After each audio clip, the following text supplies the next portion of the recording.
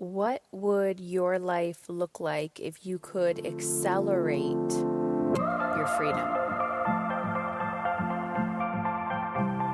Hey, it's Heather Chauvin, wife, mother of 3 boys, former social worker, breadwinner, recovering hustler, and stage 4 cancer survivor.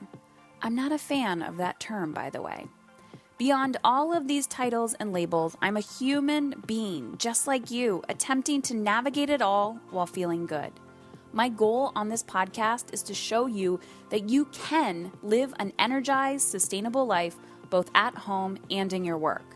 It doesn't matter if you stay at home full-time, if you work from home, you're a CEO, a successful business owner, or trying to find some inspiration. On this show, I attempt to keep it real with stories, interviews, and random thoughts. This is not a business or career podcast, and it's not a parenting podcast. It's both and so much more. You will laugh. You may even cry, and you may even get a little frustrated with the truth you've been hiding from yourself. I believe all human behavior is a language, whether it's through your child's behavior, your health, or a relationship. And when we learn to listen instead of react, we begin to understand what it truly means to feel alive and in control. It's time to put your big girl pants on and find your brave. Let's go. Hey ladies, I'm back, and today I'm super excited to share a conversation with you.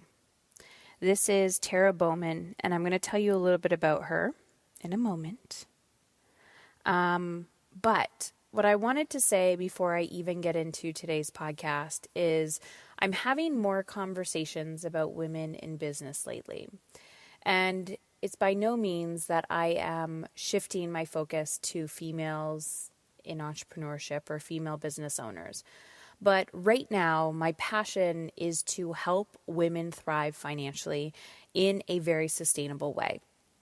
During the last few months of COVID, I have been observing and listening and watching and learning and really dissecting the women that I support in my community, the ones that are thriving and the ones that needed additional support, first giving my energy and to be of service to them. And to second, to step back and say, who needs me right now? And although we all need to raise our consciousness, we need to become more aware of how we're showing up in the world, our beliefs, our thoughts, our actions, and the realities that we are creating, we need to begin to take ownership for how we lead our lives as human beings. And for women who are running businesses and running businesses that are not sustainable and trying to do it all, they are dying inside. And this is not because you are broken. This is not because your DNA is fucked up and there's something inside of you that wasn't put together. This is simply because the systems in which you are working in are no longer working for you. And today I'm launching the conversation with my friend and colleague, Terra, and we talk about female entrepreneurship, but we also talk about taking a stand for the life that you want and not for the life that your parents wanted for you. Let me repeat that again. Taking a stand for the life that you want and not the life that your parents wanted for you. And Terra openly talks about her journey through entrepreneurship and what it took and who she needed to become in order for that to happen.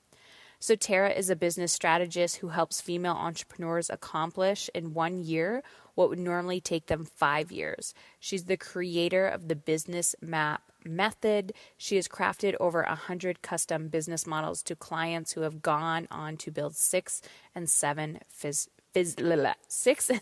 figure businesses. Through her speaking, training, coaching, and live event productions, she impacts thousands of female entrepreneurs across the globe. She's been featured in publications such as Forbes, Huffington Post, and many, many podcasts. She's also the host of the Fast Track Entrepreneurship podcast. She lives in Houston, Texas, with her husband, her 3 boys, and her spoiled rescue dog and cat. And she has a forthcoming book, The Fast Track Entrepreneur, Creating Your First Class Business with Clarity and Confidence. So, no further ado, I believe that's what I'm supposed to say, right? No further ado, here's the conversation with the amazing Terra. Okay. All right, Miss Terra, you ready? Yes, ma'am. Okay. So we were supposed to start this recording 30 minutes ago, but we just got really excited about life and just chatting behind the scenes. And I think that's a really good kind of intro for the possibility of what creating a business that's in alignment with who you are, you know, the service work that you want to do in the world. But I really wanted to have this conversation with you from like a pleaser perspective on how, when we decide to become something, we're kind of disrupting the norm. And maybe our mothers didn't want us to be that, or maybe our grandmothers didn't want us to be that. And there's this, like, I don't know if I'm using this correctly, but this catch-22, and I'm actually going to move over to gallery view. There we go. This catch-22 of, you know, having this desire to become something else for our children and to break those generational patterns. But when we do that, there's this weird energy thing that happens with the women that have come before us. It's almost like we are, what is that? Abandoning them or something. It's very weird. Right. And I don't know if this is just a women's issue or a humanity issue, but I'm curious your perspective, your story. Yeah, sure. Thank you. I'm so happy to share, and I adore you. So in my case, I very much grew up in a small town in central Illinois, and came from a family of really hard workers especially on the female side. So my family comes from my history is like Eastern Europe, Russia, came to the U.S. My mom would be second generation. And so all she saw was hard work, right? And same thing with even my grandmother, her mom, hard work. And you do what you got to do. You live through the depression, you do what you got to do to pay the bills, right? And keep food on the table. So it very much stems for me from a culture of work hard. You can play hard, but you got to work.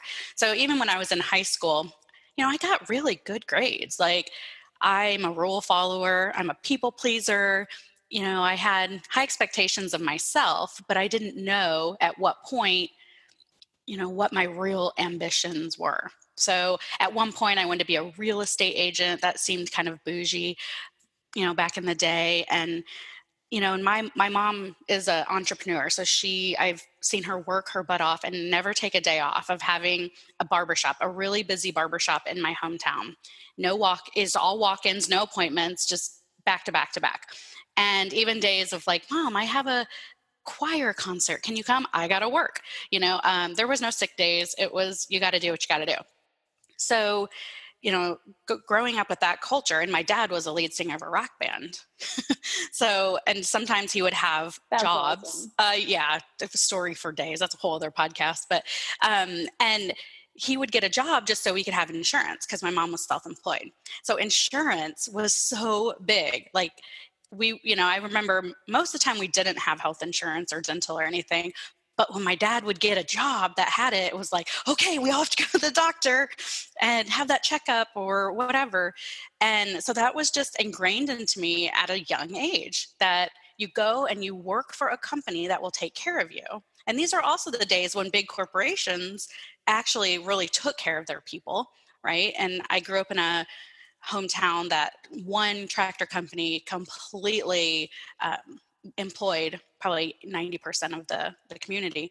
And so the whole thing was, Terra, you will have stability, because I didn't, right? Because I'm married to a lead singer of a rock band with gigs all over the Midwest and whatever. And, I've got my business, but I don't have health insurance. So you need stability, because that's something I didn't have, right? So off I went. I was like, okay, stability. So and I had a high school boyfriend that worked in like a construction union, and Midwest, unions are they fight for you, it guarantees pay and all kinds of stuff. So she was just like, you just need to marry somebody with really good insurance. Like that was the aspiration, was just marry, if he's in the union, oh my gosh, you've got it made, right? And so I was like, okay, yeah, okay, I can do that. And then what happened, I just ended up, like, okay, so my thought was, hey, if I'm going to go be a secretary at the tractor company, but I'm ambitious, so I'm going to be the CEO secretary. That's going to be my goal, right? I always wanted to be number two, never out front, what can I do in the background to support? So I went and to the local junior college, which my mom's like, why would you do that? You have a job offer where you can have health insurance, and people would tell me I'm good on the computer. So I had like this computer offer to go help people with their computers at a chemical company in town. And she was like appalled that I was gonna not just have that full-time job. So I ended up getting an internship at the tractor company and went into the secretarial program in the local junior college. And when I went in to talk to the counselor, she looked at my transcripts and was like, "Are you sure you want to do this?" And I said, "Yeah, I'm going to be the best secretary they've ever seen. I'm ready to learn shorthand, and I'm in. I've been practicing my typing test and everything." And she's like, "You know what? Let's just start you. You got to take some basics anyway. This gives you some time to maybe discover maybe another option." And I was like, I remember being frustrated, like, wait, I'm ready to enroll, like on all these things I need to do. And she really saw me bigger than I ever saw myself, because I had this, I was in this very small bubble of, you want to do better than your parents. Your parents want you to do better than they did. But it was just a baby step. It wasn't like a big leap, right?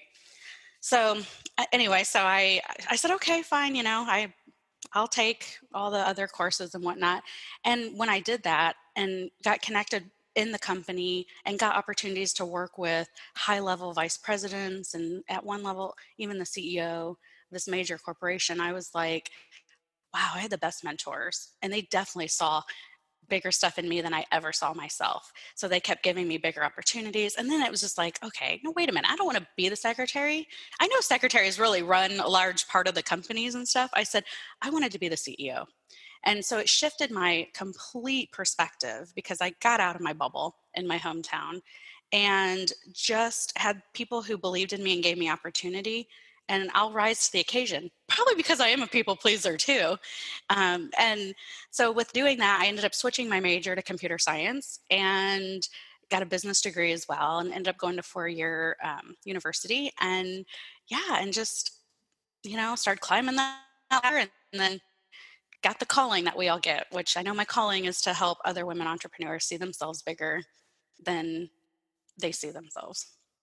That's so interesting how, yeah, we all buy into this story of climbing the corporate ladder, which I was so rebellious against. I was like, screw that. You tell me to climb a corporate ladder, I'm going to be a couch surfer for the rest of my life. Like the hippie came out inside of me, and I was like, screw this. I'm not doing this. It was painful for me to consider doing that. So, your story is not unique, right? There's so many people who buy into what their parents say, I did all of this for you. I did all of this for you. So you have to do this or you're letting me down. Mm. And how do you think, like, women in general, you're raising all boys, right? Yes. Yeah. Okay. So I'm raising boys too. And I find, there's going to be no perfection here, but I'm very curious to see if they choose to, fall in love with women, Yeah. what the woman is going to be like, based on how I am, how I show up in the world. Yeah. And, what is your perspective on this? Because I'm all about women empowerment, but oftentimes I still feel like what we've been taught is coming from a very old story that has been passed down from generation to generation. Yeah. And I think as we continue to see more women, rise and the empowerment, and, there's such a place for women in this workforce. It's so needed, right? I am a huge pro-woman supporter. I'm not anti-men. I like you, I'm raising 3 boys. So what I'm more curious on from a perspective of, I think all the time, like, who are my boys going to fall in love with? Who are they going to choose? Who's going to be my daughter-in-law someday? And I've gotten really okay with the fact that, because I'm the girl, I'm so girly. Like, I was supposed to have girls. I had in vitro to have, and I knew I was having twins, which I totally had them spin it to, like, they asked if I wanted male or female preference. I thought I was having twin girls. I was shocked. And so coming to terms with, I am only having boys, and this is coming from a, recovering control person, like, oh, I can have my boy and I'll have my twin girls and done. No, it didn't work out like that. But I had to come to terms with, I'm having boys because I want to show them how to stand beside a strong woman someday. And that's why I'm so curious on who they're going to pick, because are they going to pick someone like mom, right? Like that will be probably more challenging, or they have to figure out, things along the way. Or are they going to pick someone opposite? Because, I've been to therapy, and it's like we all marry a version of our father as women. And I think men marry a version of their mother because that's who initially loves them. So my bigger concern is, as us women continue to be more empowered, I have a spot in my heart for my boys, because I feel like as we're being more, are they being pushed down? And in a way of, they're almost scared to say certain things, And so there's got to be a way to, so I worry more about how do we equal out everything. And, I'm so grateful to my mom and my grandmother and her and her mom, and that showed us the way. And I feel like, we've made these little adjustments along the way. But for us women, like, especially living in the generation we're living now, we're seeing like bigger spikes, which is cool. But it's like, for it to go completely the other side, I don't know. I feel like the world needs a nice balance of male and female energy. So that's the kind of stuff that keeps me up at night. Yeah. And I feel like when you have a lot of like masculine energy around you, you care more about it because you're not, in a house full of empowered women. Right. Which I feel like even my calling is I only work with women. So I feel like they're like almost not a, I guess, a responsibility or something for me to help do that. But I myself have probably a little more masculine energy than most females. I can go both sides or whatever, but like, it makes me resonate more with my boys and my husband, and I'm okay being the only girl in the house type of thing. But then I also have to surround myself with a female community that's like, let's go shopping. Hey, let's talk about our feelings. Let's, and that's been a process, because that's like a hard process as an entrepreneur. Yeah, I know. Some things I hear often is like women just being terrified to be in groups of other women. Like, you have a group coaching program? Oh my gosh, that is absolutely terrifying. I don't know if I want to do that. And I'm like, listen, there is so much healing. And I truly believe it's because we're so powerful. And that's what we need as women, is to come together and realize that, we can be kind to one another and we can be of service to one another. Like, that is how we're going to change the world. And we were actually kind of supposed to be in community like that. And then it's, we segregated and everyone's individualized and all of that. So what is like your definition of female leadership? I'm very curious. And do you find a difference between male and female leadership, like the masculine and feminine energy, and how does that show up? Yeah, I definitely do. Female, that's a great question. And I've never, I've been doing this for 10 years and never have I had this question. So like, this is so awesome, Heather. Wow. So female leadership. You're like, I'm just stumped. I know. I'm like, I've got to make it right, because this is like so good. So you better get an A++. I know. On this interview. Yeah. I may just get an A. It may not be a ++ on this. No. Hey, I'm just taking a quick break in today's interview to remind you that the Mastery Accelerator Coaching Program, which is happening June 19th, is now open for registration. So if you are a female business owner wanting to create more sustainability, profitability, and ease, not only in your professional life, but your personal life as well, then head on over to Heather Chauvin. My last name is spelled Chauvin. I think that's how I spell my name. .com/business. That's Heather Chauvin. CHAUVIN.com/business. And if you have any questions before registering, send me a DM on Instagram at Heather Chauvin _ or send my team a message, support@heatherchauvin.com. All right, let's dive in. No, I feel like I'm just laughing because we have that whole inside joke of like, yeah. So female leadership to me is doing what needs to be done, right? Like, whether it's, you have your vision, you have the goal, you have what we call our purpose inside of us. I think women can talk about purpose a lot better than a man in some sense, right? It's in my world. So it's like we have this purpose, this vision that we need to accomplish. And in some cases, we have to do the hard things, right? We have to learn to sell. We have to be okay with rejection. We have to be good at the things that usually come more natural to a man. And so it's a constant self-development journey that we have to be okay to be on in order to reach our peak. So as a female leader, we need to do that in a way where we're also, to me, being fair with the other women and not being hard on them. Like how I had female leaders that were very hard on me, and they would say, "This is just so I can teach you." Right? But like I'm going going to to say that's like a masculine, like dominant leadership style to help to do that to a female. So like I have a lot of masculine energy as well, but when I've taken tests, I lead in a feminine energy, which is very weird. And because I have like a no bullshit attitude, and if somebody's like, just give it to me blunt, I can be very honest. Yep. I've developed over the years this softening, which is, having compassion and empathy.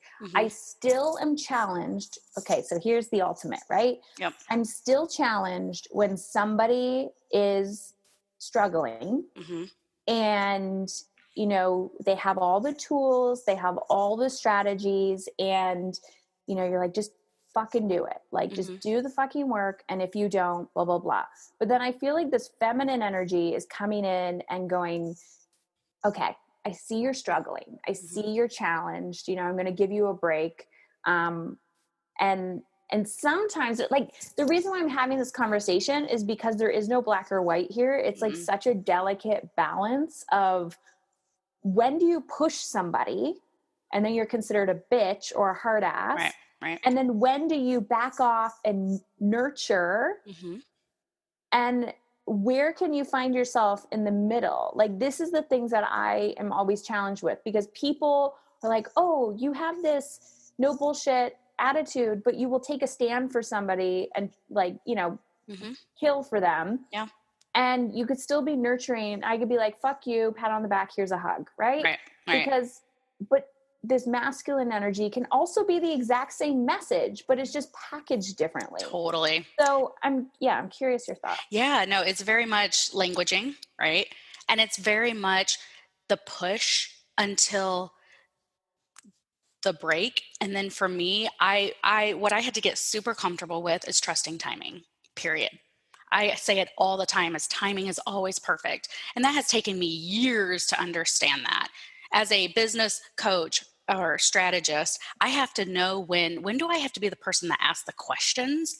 And this is a new revolution for me. Like, I've been doing this a decade, and only in the last year have I been working on it enough to say, okay, as a female leader, we need to ask the right questions, as opposed to me putting on my consultant hat and going, just do this. Like, you're struggling. Or sometimes the pleaser in me would say, I'll just do it for you. And I'm trying to pull back on that. So I think there is, like you said, it is such a delicate balance that every woman leader needs to find that sweet spot, we'll call it, because it is a combination of, for me as a woman, like, I'm all about community. Like, and it's because I needed that. Right. And it's just, that's how that all came about. And like a trusted community, because we all, as entrepreneurs, we have whole set of other slew of life issues versus just the normal female ones. Add business and relationships and feelings, and it's like you need a trusted community around you on that. So there is definitely a different energy having like a male group versus a female group. Yep. Even though you might, I don't know, I know a lot of women who've grown up with a lot of men around them feel more comfortable in those groups because it's like, I'll punch you in the face and then 2 seconds later, like, we're fine. Let's go have a beer. Yeah. Yes. Totally. But my thing is, okay, how can we replace, let's go to the golf course and talk business, to let's go to the spa and chill and talk business. And I try to do that multiple times a year with very like what I would call my most, not masculine energy led friends. Because sometimes it's so balancing the feminine and the masculine thing. Because my masculine, I'm like, it's the get to work. It's like, what are you crying about? Like, there's no crying in business. Let's go. And then to the point of, you got to find that sweet spot. People hire us to push and motivate them. But then when you're doing it, sometimes you got to give them the space. Do they really? Well, what do you think? I think people have secret agendas sometimes. Really? Mm-hmm. Ooh, tell me more on that. I always don't think people want to be pushed and motivated. I think sometimes they want a sister, they want a friend, they want a mother, they want a cheerleader, and then they develop codependency. Yeah. And then when we're done, there's no success because you're gone, and then they fall off. And so what I have developed in my own mind and knowing this is calling that shit out. Yeah.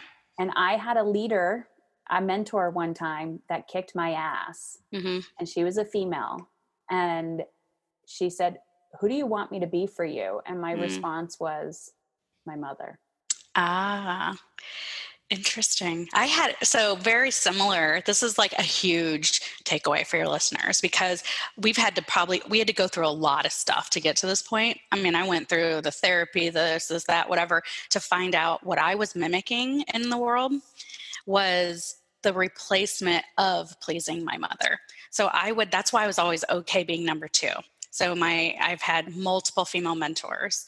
And then they push, and I'm achieve until I get to that breaking point where I'm like, enough. And then I am like devastated. I'm sure she's devastated because her prized pupil is like tapping out, right?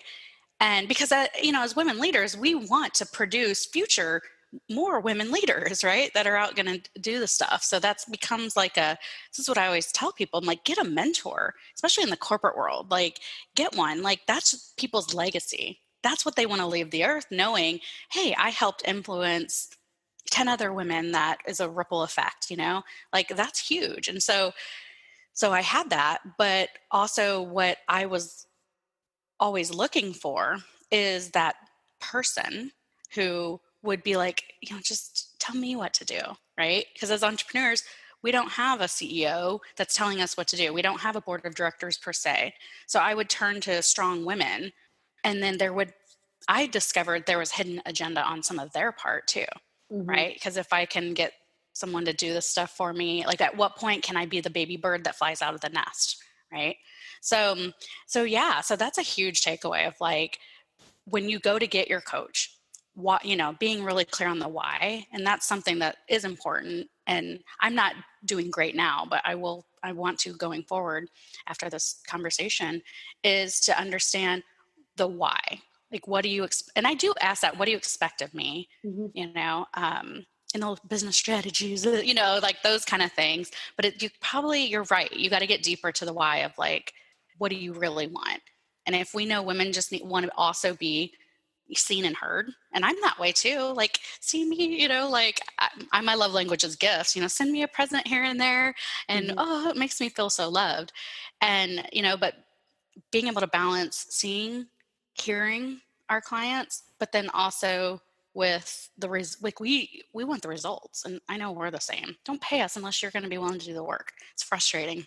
Well, it's so interesting because a lot of what I teach people is when we want to be seen and heard from other people, it's like we are not seen and hearing ourselves. Like we have to mirror it back on ourselves. And one of the biggest challenge for me working with women is the secret agendas, because I think, here's the thing. I think women are going to change the world. Yeah, no and doubt. I am here to disrupt motherhood space, that the better we feel, the more in alignment we are in the world, we're going to make shit happen.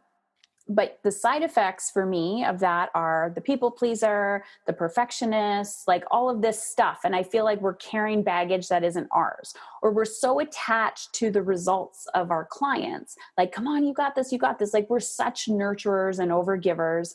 And it is like walking a fine line to be able to say, listen, I got your back, but I'm not going to scratch it for you. Like you have to literally pick up your shit and move across the bridge, and I'm going to cheer you on and I'm going to do all these things.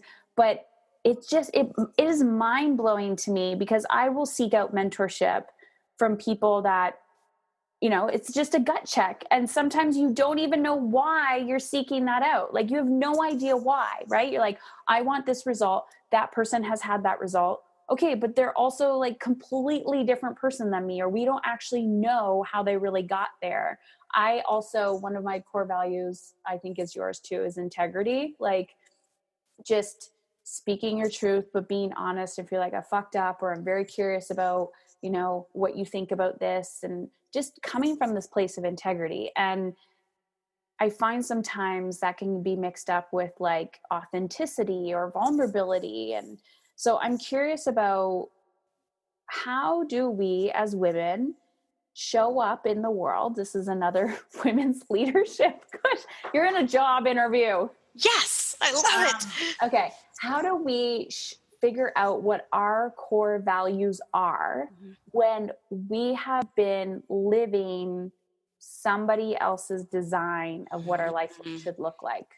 Ooh, that's good.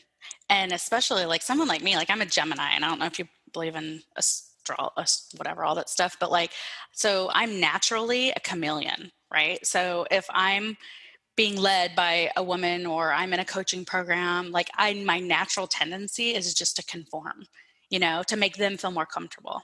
Right. And where you are like, love the fact that you're just a rebel. You're like, I'm just going to do me, you know? So I've like lived my whole life on conforming. So it wasn't until the last year, and it's been like a progressive, you know, thing, but yeah, I mean, just very much, yeah, I feel like we just have to do better. Like it's a matter of teaching women that you're going to have your own freaking journey, period, right? You don't, when you invest in someone or you want to get a result, yeah, you can watch what someone else does. And I'm a big reverse engineer, because it's like, I'm a big observer. You know, it's just something I've done. And then, but what I do is I don't just observe and mimic. I observe, internalize, and go, how can I make this so it resonates and is in alignment with me? And that's what I'm constantly called to do. And so rather than me taking another woman's business strategy and saying like, okay, how would I make this work? Which is sometimes why they come to me. I'm like, I can give you the best strategy in the world, but if it's not in alignment with you, you're going to sabotage it, period. So anyway, I feel like it's this journey. It's not like a destination. It's like, sounds like a accessories, like that store we had in the mall here where you get these motivational quote posters. But it really is about the journey of always wanting to, you know, better yourself so that you can be a better teacher back to women. Like, yeah, I mean, Do you think all women want to do that? Do you think all women want to help women? I don't know. No, not at all. Yeah. Like, I mean, with you, I've had clients that joined and they will like work with me just so they can have access to the community, and then they end up making more. So it's a very like, and that from an integrity standpoint, and to get back to your question on the core values, like how do you align and create your own core values? You have to get in a really quiet place, or you have to journal, or you have to know when you have triggers those triggers and that anger and that, what the heck? Like, I know you would say it so much, whatever, different, but like, why is that coming up for me? Mm-hmm. Oh, because it's breaking something I believe in. And mine are like integrity, trust, my time. Oh my gosh. People who waste my time drives me bananas. And so I'm like, all right, I value my time, but I'm also going to value your time. So it's like, time is a big thing for me. And you have to get into a place. And then I say, go come up with 5 to 7 of these core values. And you can find the words. And there's so many, you can literally Google like, typical core values and find a list and just sit with yourself and go, yep, this is one. Yep. And you could have 100, but if you narrow them down to those top 5 to 7 and just live your life and use that as a decision system. So when these things come up for you, you're like, oh, yeah, she's breaking in on she's trying to take my self-care time, and that's not okay. Like, so I just use it as a decision system. And I really feel like when you have your core values and sit with it, like, and do it. And I write them down, and I like literally just showed them to you earlier. I have them on a sticky note, because anytime I get fired up, it's because someone has hit one of those for me, including clients. And then sometimes you have to know, okay, I need to fire a client because of it, or I need to let go of a team member because they're just not, it's no matter what, these are your unbreakables, and everyone needs to know their unbreakables. And we're being told, I feel like, from the world what our unbreakables should be, but only you can decide that. And then that's your journey. And once you know that, then it's like, cool, you can either like me or you don't like me. And that's okay too. This whole conversation has reminded me about alignment. And, people are always asking the word balance. And I'm like, what do you mean when you say balance? And really, I think they're trying to say like alignment. How can I feel good while I'm doing it all? Yep. And like from the beginning of the conversation, it's, this is who my mother wanted me to be, or this is who, the generation before me wanted to be. And then, I wanted to be this. And it sounds like, this course correction of like, feels good, doesn't feel good, feels good, doesn't feel good. And for so many women, we're stepping into ourselves. We're stepping into who we want to be and how we want to feel in the world. And the second you do that, you will piss somebody off. Like it's inevitable. And like, that's kind of your first test of, I want to do this. Oh, somebody doesn't like your hair. I want to do this. Oh, why did you do that? I wanted to do this. Oh, well, good luck with that.